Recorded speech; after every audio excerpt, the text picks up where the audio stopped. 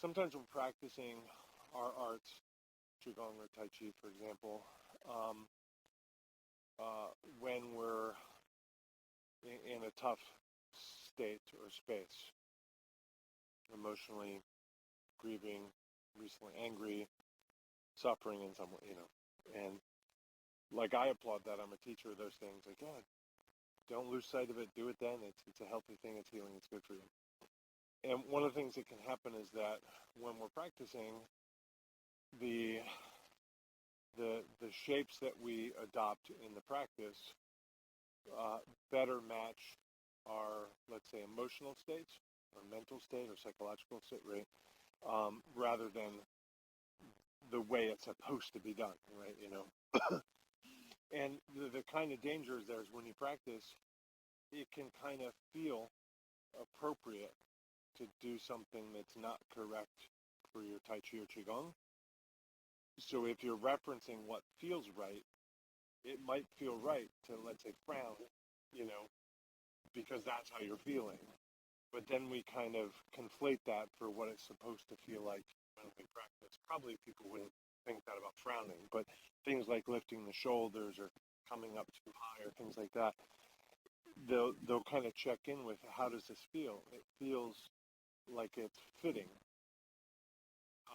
And it is fitting, but it's fitting kind of your emotional state, your mental state, psychological state, not the practice. And my point here isn't even like that's wrong, so stop doing it. Either stop doing that emotional thing you're doing, or stop doing your Tai Chi. It's just like my point is that we don't want to take the simple sense of this feels fitting and think that it's correct. Um, and so it might be correct, like you might maybe need to make that shape or that face or breathe that way, or uh, have a slouched posture because you're depressed or something like that. And that might be a helpful thing to feel, like, oh, I'm feeling where I'm departing from the teaching of Tai Chi. So trying to practice my Tai and feeling the departure is actually helpful. That's showing me what I need to do.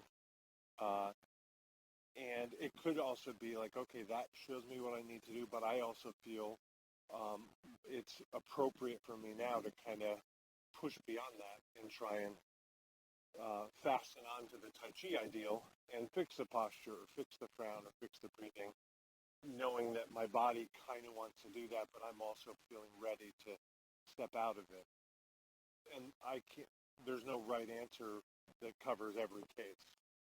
But when we're practicing, if we get that kind of feedback that something feels fitting, it might be really fitting our sort of mood, if you will, but not really the parameters of the practice. Once you recognize that, you can decide which one you want to embody. And you might say, you know what, it's actually not a good time for me to practice my Tai Chi. I'm going to sit on the rocking chair and play my blues music and get through the evening. Like that's a reasonable response. So that's a little bit of an interesting detail to pay attention to in your practice. And we all have that. You have days where you're feeling lousy, and maybe weeks, you're in a depressive state, or somebody just passed away, or you're in pain from something. Okay, that's cool. What I don't want to do is take the lessons that I get from that might be states and shapes and manners of my body's being, and misunderstand them as being appropriate for the arts that we're practicing.